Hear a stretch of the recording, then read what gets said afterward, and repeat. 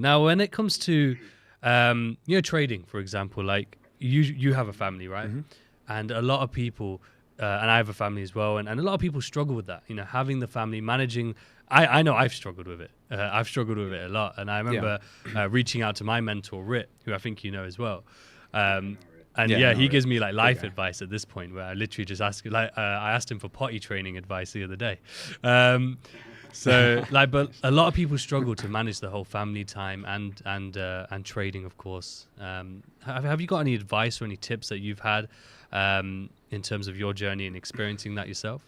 Yeah, it's funny. I've actually talked to Rit about some of this portion of it in Instagram DMs, but it's like when you're like, for example, I can only trade New York. I can't wake up early enough to trade London. I tried it for a long time, but it just was not healthy for me, because I'd go to bed at like 9 p.m. I'd wake up at like 2 a.m. and I would trade until like 4, 5, and then that's it. I would have to stay awake for the rest of the day, because I've got like 2 and 3-year-olds that like I can't just take a nap in the middle of the day, like if they're home, like I can't.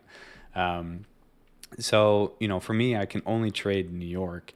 So the biggest thing for me was definitely like, basic. I feel like everybody kind of sees this, but like focusing on higher time frame stuff, like getting the market direction down through like the higher time frame analysis, and then using the alerts feature. I use the alerts feature like a ton. I know a lot of people do, but at the same time, there's a lot of people who sit like on the charts all day, 1 minute, and they're not really focusing on like what's going on the M15 or the H4 or the daily or whatever. So for me, that portion of it super important, but then also having a very, very specific trading window.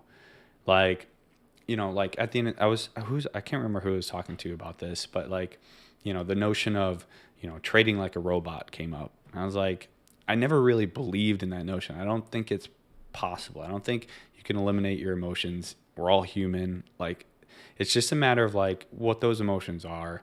Can you like sort of track them or tell when they're coming? But then also it's like really up to you to determine how long they last.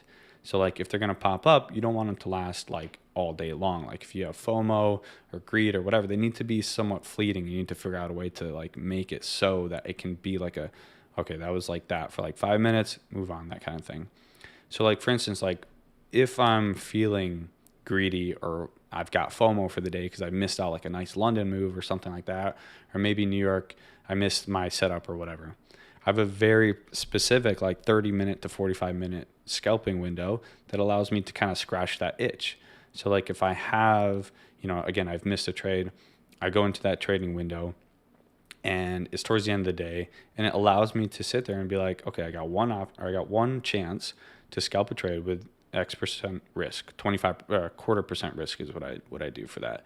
And it just helps me like kind of combat that, because like I know myself, I know that sometimes when I feel that FOMO or that greed, that I might do something stupid. I still do it. Everybody still does it. Like I feel like people think like professional traders just like are saints. Like they've completely eliminated like all, whatever trading errors. And like, that's just not true, at least for me anyways.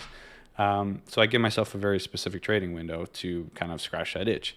But then, like from my actual daily trading, it's like I have a window, which is, I'm trying to remember off the top of my head. We made an indicator at Phantom, and you guys can use it too, but it lets you like just select like a very specific time window, and it boxes it off on your trading view. And I just have that up all the time. So now it's like just the box for me.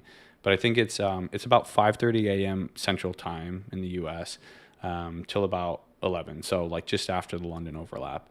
And then I have a very specific trading window within that where it's like high probability setups happen in this window. So what I did was I basically just collected a bunch of data, determined when a lot of my setups happened, found a pattern, developed, my trading plan around that pattern.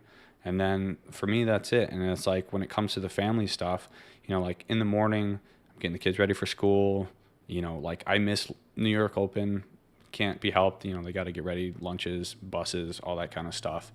And then, that's it. I focus on them. They're my priority. I make sure that when I am trading, it's fully focused and, I don't cut my winners short. I make sure that if I'm in a good prime position for swinging, I swing it. So that way it's like I can take the one trade a month. I can take the one trade a week. And And that's kind of how I manage it. Is like I prioritize the children, and then if I get a prime setup, I make sure I get in, even if it means taking a loss or two before I actually get into the swing. And then I just kind of focus on letting it run if I can.